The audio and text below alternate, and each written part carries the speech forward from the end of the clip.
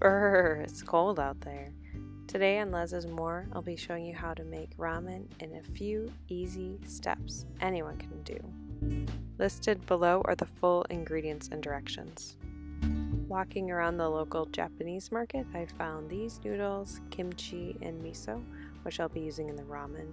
Feel free to find whatever is in your grocery store and know that there are many different types that can be mixed and matched for your convenience. For me, great soup, and especially great ramen, all comes down to the broth, which some chefs will spend hours perfecting and will take all day in order to get the right levels of umami and salty. Here I've added 3 lemon slices to a pot, 2 cloves of minced garlic, and a half a cup of onions. Next, add 4 cups of vegetable broth. If you don't have that on hand, feel free to use either chicken broth or even 4 cups of water, an easy solution and a quick fix. On top of that, then I would add just a pinch of salt and a little bit of pepper, and you can really start to see this base coming together. The acid notes from the lemon, the umami and salty notes from the broth, and it's all going to come together to create that great foundation for your ramen. Now take the prepared base of the broth and place the pot onto the stovetop at a medium heat setting. Allow it to first boil, then turn down to a low heat setting to simmer for 15 minutes. While the broth heats, go ahead and set yourself up to have another pot on the stove, also ready to boil with water for your noodles in a little bit. Here I'm starting to prep our garnishes.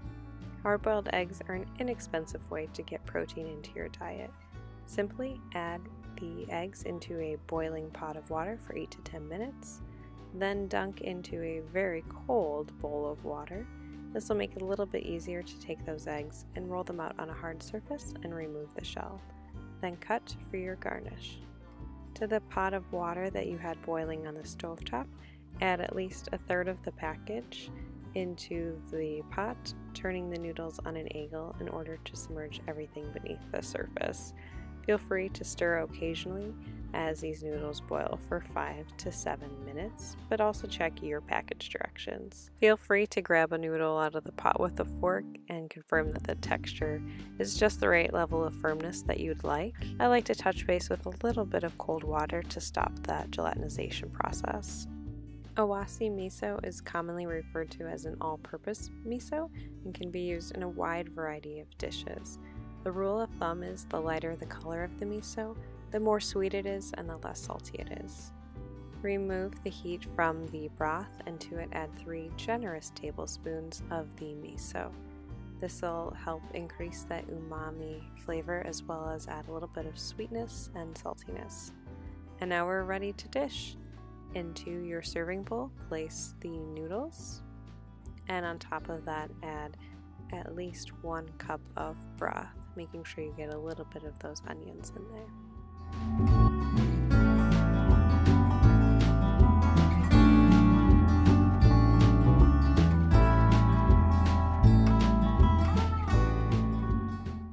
In fact, this is my favorite time because this is really where you get to customize it.